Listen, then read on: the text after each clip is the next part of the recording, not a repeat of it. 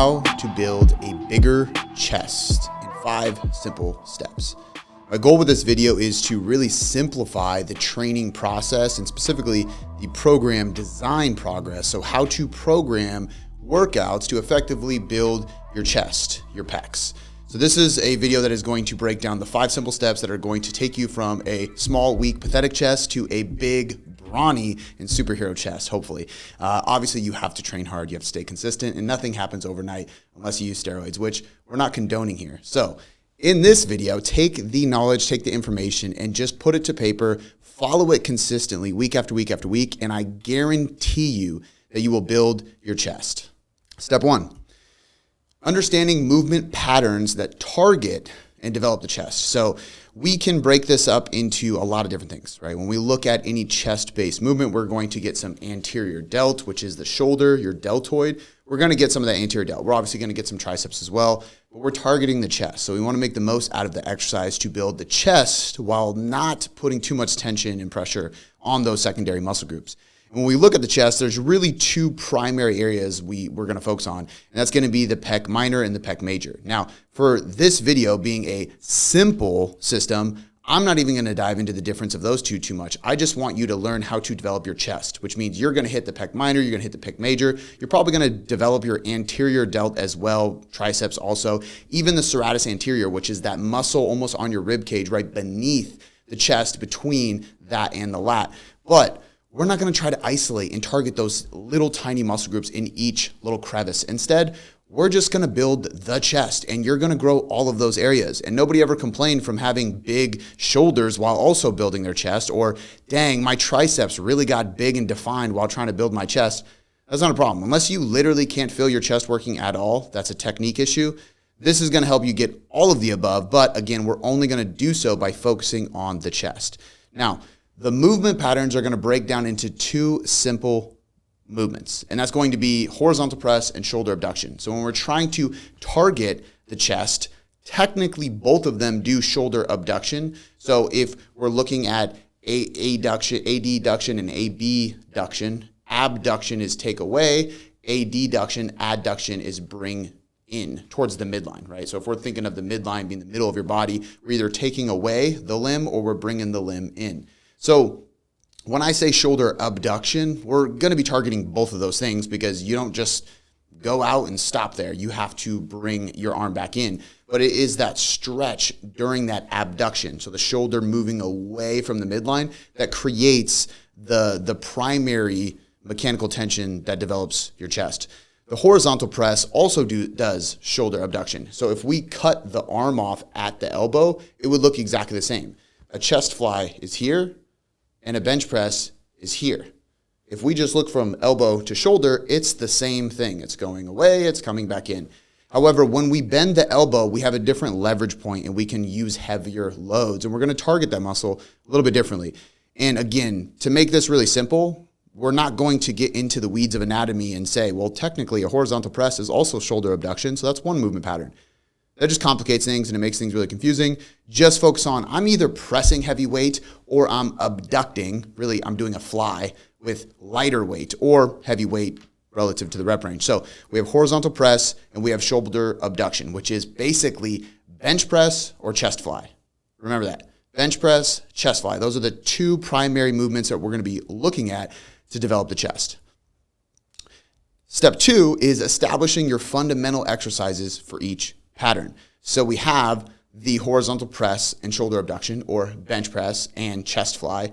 Then we have to decide what exercise variations within those 2 are we going to be using throughout our program.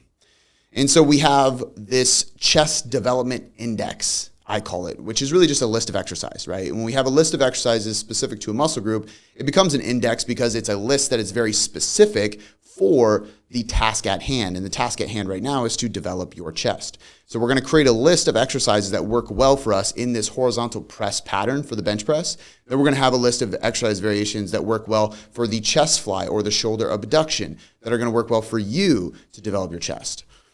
So for horizontal press, it's pretty simple, right? Barbell bench press, dumbbell bench press, Smith machine press, hammer strength press, cable machine press, push-up, and even a floor press. Now, there might be some variations or even some weird machines I've never even heard of, but if it's not on this list, it's probably not one of the fundamentals. Every once in a while, a cool machine comes out, or if you don't use hammer strength, you use hoist equipment. Semantics, doesn't matter. The point is a machine chest press, right? And if you're trying to do a machine chest press with a leg press by getting in a weird funky position and pushing the platform your legs are supposed to be on up, you're missing the mark. You're probably not going to be very productive in your training, and you're trying to get creative and explore weird ideas in the gym. Stop doing that. It's not going to help you. So stick to the fundamentals. Barbell bench, dumbbell bench, Smith machine bench, hammer strength chest press, cable machine press, push-up, and floor press. Those are going to be the primary fundamental exercises for the horizontal pressing movement. Then we have shoulder abduction or chest fly. We have a dumbbell chest fly. We have a cable machine chest fly. We have a single arm cable machine chest fly. We have a pec deck machine chest fly. We have a single arm pec deck machine chest fly. We have a suspension trainer, so like a TRX or jungle gym set chest fly. And then we have valve slide chest flies, which is a slider that goes on like turf. You basically do a fly-based push-up. Some of these are going to be better than others. And the reason we have to create these lists is because you have to determine, one, what equipment do you have available, right? Focus on the ones that you have equipment for, obviously. And when I say equipment for, I mean all the time. Not if you go to a different gym every once in a while and they have this cool fancy machine. If you want to jump on that, that's awesome. But if you're really focused on developing your chest, stick with exercises that you can do week after week after week for months on end to make sure that you can progress them, which I'm going to show you here in a bit. But again, we have this list. Then we have to decide what exercises within these fundamental lists apply most to me in terms of overloading and keeping my shoulders healthy. Because maybe the cable machine chest fly feels great for you, but when you switch to a dumbbell chest fly, it feels terrible and it hurts your shoulders. That's really common. And therefore, you're limited on how many reps you can do or how much load you can use in that chest fly, both of which contribute to volume. And the volume of mechanical tension you create is what builds the muscle. So if you're limiting the amount of muscle you can build just because you want to change things up and you're trying to throw in chest fly variations that are different, but they bug you and then you can't consistently do them or progress them, it's pointless. It's wasted energy in the gym. So do not add exercises like that don't work well for you. Stick with the ones that do work and change other variations of that exercise week to week, which I will get to soon. So we have these two lists of exercises. We're going to pick the best ones for us individually. Again, this is going to depend on a lot of different things, and I'm not going to get into too much of the individualization here. But for example, when I work with clients who are taller, have really long arms or wingspans, I'm not going to do a ton of volume on the bench press. I might still do a barbell bench press, but if I'm really focusing on hypertrophy, muscle growth, rather than strength, I'm probably more likely going to use a dumbbell bench press than a barbell bench press because the barbell is a fixed position, and the longer your arm, the longer the distance you have to travel is. Now, in one sense, that creates a bigger stretch on the chest. That's great because that might lead to more growth. We know stretching a muscle under load typically leads to more hypertrophy of that muscle. However, it's also going to lead to more tension on the pec tendon, on the bicep tendon, on your shoulder joint. That might lead to injury. And if you do great with that for 4 weeks, but then you get injured, now you can't train it at all for 4 weeks, you're losing progress. With the dumbbell, I can turn my grip into a more neutral position, and that's going to help my shoulder glide into a more natural position, which is going to ease the tension on somebody who has really long arms. The same thing applies with a pec deck. The further out I go, the more likely it is that I'm going to stress the tendon or ligaments. So I might do a single arm chest fly, either on a machine or a cable. And this also is going to allow that person to more positively stretch that muscle because for some people, if their arms are very long or they're tall, they might not even get to a full muscular stretch in that fly position because their arms are so long. The machine hits its cap before I completely stretch the muscle at an extended range of motion. But if I sit sideways, I might actually be able to create a bigger stretch because I can lean my body away from where the cable or the machine is without being fixed because both of my arms are using the machine. So again, there's going to be a lot of variations within these and reasons for each variation, but that is going to be saved for another video. The point is we have our main movement patterns and we have our main exercises for each of those movement patterns. Then we have to determine the angles because each exercise I gave can do a high incline press or fly. You can do a low incline press or fly. You can do a flat press or fly. You can even do a floor press or fly. And of course, a decline press or fly. Now, both a flat and a floor are the same, but a floor press is going to be far less beneficial for muscle growth than a flat bench press or fly because I can't get into that fully stretched position. My elbows hit the floor. With a bench, especially if I don't have a barbell that hits my chest, I can keep going beyond my chest to create a bigger stretch if I have good shoulder mobility. So as you can see, we can take a movement and then we can break it into exercises, and then we can take those exercises and determine different angles, because some people might want to target more of that upper chest, so they go with an incline. Some people might be going for heavier loads, so they go with a flat or a decline because they want to overload it. And for some people, they want to develop everything and they do all the above just on different days, which brings us to our next point. Number 3, schedule your exercises throughout the week. So we have these fundamental movement patterns and we have these fundamental exercises, but it would be silly to just do one of them on one day. We want to do multiple movements every week. So we have to target the chest multiple times a week. Most research is going to show that 2 to 3 times per week is going to be the best and most optimal frequency for muscle growth, which means I'm going to train my chest 2 to 3 times per week. I have seen in my own experience, so this is just more anecdotal, and I'm unaware of any research that does support 2 times a week being better than 3 times a week. And I would say there's not much research to support 3 times a week being better than 2 times either, especially for these bigger muscle groups. But there's a lot of reasons where we can kind of tweeze out what we want to hear inside these research studies, because in one regard, a shoulder, for example, which I do believe has been shown to be more optimal to train 3 times a week, your deltoid, it's a smaller muscle, so is your bicep. So you're going to be able to accomplish more volume that way, because the exercises and the loads you use on those smaller muscle groups, they're not so great that it's going to cause a lot of overall fatigue, a lot of global fatigue, muscular, neurological, and joint. And if we don't have much of those fatigue signs the next day or the day after that, we can jump back in and train that muscle quicker. Now, the chest or your lats, your quads, your glutes, hamstrings, those are bigger muscle groups. It's going to be a lot less likely that they recover quickly and that your muscles, your joints, and your nervous system are all recovered in time to be able to train them 3 times a week if you are training hard enough and with heavy enough loads and great enough volumes in each of those sessions. So for that reason, I'm going to suggest 2 times a week for your chest. It's what I've seen work best for me and with many of my clients. And based on what we know with just the anatomy of musculature, as well as what research does show on frequency, it makes the most sense. So we're going to train them 2 times a week. Now you can do this in an upper-lower split. You can do this in a push-pull-leg split. You can also do this in a random kind of like partial bro split where you're doing like chest, back, and biceps one day. Maybe you do legs one day. Then you're doing shoulders and triceps one day. There's a lot of ways to program. If you want it cut and dry and simple, upper-lower 4 times a week, or push-pull-legs split 6 times a week, or you can go push-pull-legs, and just do 5 days a week because you're only training your legs twice. But regardless, overarching theme, train your chest twice a week. Day 1, you're going to do a horizontal press and a shoulder abduction. And day 2, you're going to do a horizontal press and a shoulder abduction. Really simple. Do a bench press variation and a chest fly variation in that order on day 1, and then do the same thing on the second day in that order. There's going to be other variables you change, but from a movement pattern perspective, they're going to be the same days, right? Horizontal press, shoulder abduction, bench press, chest fly.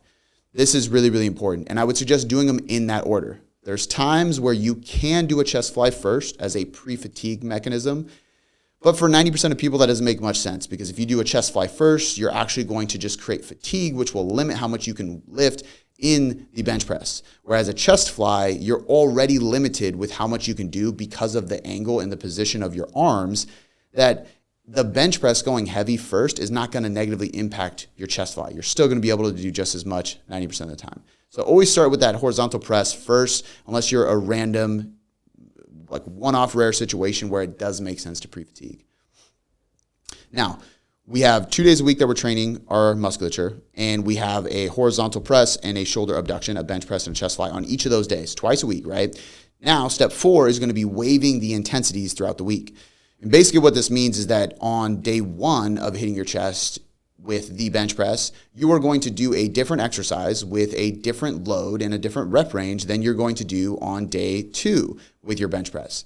So for example, on day 1, your horizontal press might be a barbell bench press, and you might stick to a lower rep range, say 3 to 6 reps, and you're going to go with a heavy load, maybe even 6 to 8 reps, but you're focusing on lifting heavy and building strength. Lower reps, higher load. That's going to be a higher intensity, right? Day 2, your horizontal press might be a dumbbell bench press or a chest machine, where you have less neurological fatigue, you have less total overload in secondary muscles. So your anterior delts, your triceps, your forearms are going to be work less because you're not using a barbell, and you're going to go a little bit lighter and you're going to do higher reps. So we basically, to keep it really simple, low rep day, high rep day, right? And then on day 1 for your shoulder abduction or your chest fly, you might go with higher rep and lighter load because on day 1 bench press, you have lower rep, heavier load. And that means you're going to flip that on the second day as well. So on day 2 with your chest fly, you're going to go with a moderate rep range and you're going to do a big stretch, let's say. So we're really focusing on time under tension and we're emphasizing that stretch. We're also going to be picking machines or exercise variations that allow these things to be favorable. So for example, if we're doing higher reps and a lighter load with the chest fly on day 1, I might do something like a pec deck machine because it just feels great. It puts me in the position. It's not very fatiguing and I can crank out a lot of reps. It's really easy to change the weights. Easy, right? High rep, lighter load. Now on day 2 with my chest fly, I might go with a cable machine because I want to go with a moderate rep range and I really want to emphasize the stretch. And let's say that I feel a greater stretch on a cable machine than I do on a pec deck or a dumbbell fly or anything else. Perfect. Pair the exercise that fits the intensity best with that day. Now, the 5th and final step is going to be setting up cyclical progressions. And what that means is a progression method that you can cycle over time. And really what we're trying to see here is that week after week after week, we are progressing in some way, shape, or form. And then month after month, we're able to continue that progression. We can keep building on the progression we're making within the exercises we choose for the goal of building our chest. And so day 1, week 1 to 3, let's say, and this could be a microcycle. You can do 4 weeks, you can do 6 weeks. Really what matters is the progression. So on day 1, I have an example here of week 1, 2, and 3. You're doing your horizontal press on day 1 with a linear progression. A linear progression means that I am lowering the rep count while increasing the weight week after week. So volume goes down, intensity goes up. Once I finish the cycle, I would go back to the start. So let's say I want to repeat this twice for 6 total weeks. I would go with 7 reps, then 5 reps, then 3 reps, increasing load each week. And then I would cycle back to the top on week 4 and go 7 reps again, hopefully at a heavier weight than I did week 1, 5 reps again at a heavier weight than week 2, and then 3 reps at a heavier weight than I did week 3. And that is for 6 full weeks. After 6 full weeks, I might change the exercise completely just to create novelty. And so I do that for my horizontal press on day 1 in the first block. And maybe I do a double progression method for my shoulder abduction, my chest fly. And a double progression method is when I pick a range. And I'm going to slowly try to go from the bottom of that range to the top of that rep range while maintaining my load. So for this one, maybe I do 15 to 20 reps. And on week 1, I can do 3 sets of 15 on the pec deck machine with 100 pounds.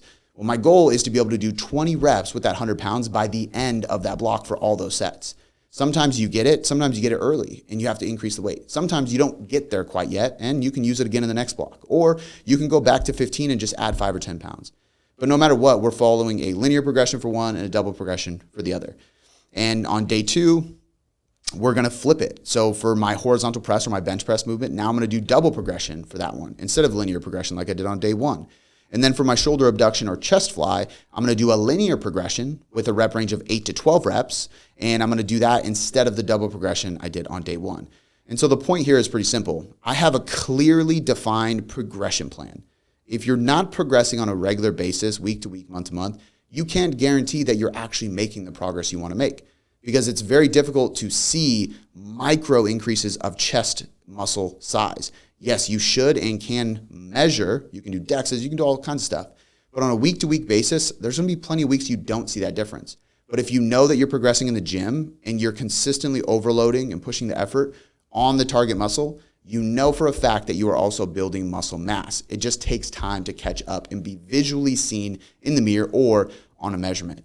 And so to kind of conclude this 5-step simple system, we're going to first pick movement patterns that make sense for the chest. Again, that's going to be a horizontal press or a bench press. It's going to be a shoulder abduction-based movement or a chest fly.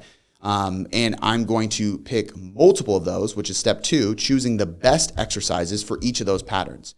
And I'm going to do that twice a week, which is step 3, scheduling your sessions and making sure that you have different variations for these movement patterns on each of those days. Then step 4, I'm going to waive the intensities, meaning if I have 2 days a week that I'm doing a bench press, one day is heavy loads with lower reps, one day is higher reps with lighter loads. This is called undulated periodization. Instead of me doing 5 reps on Monday and 5 reps on Thursday, I'm going to do 5 reps on Monday and 10 reps on Thursday. It's a different intensity. It's a different novelty stimulus. It's a different effort level. It's going to be targeting different muscle fibers. And it has been shown by research to be way more effective, even for building strength, but especially for building muscle.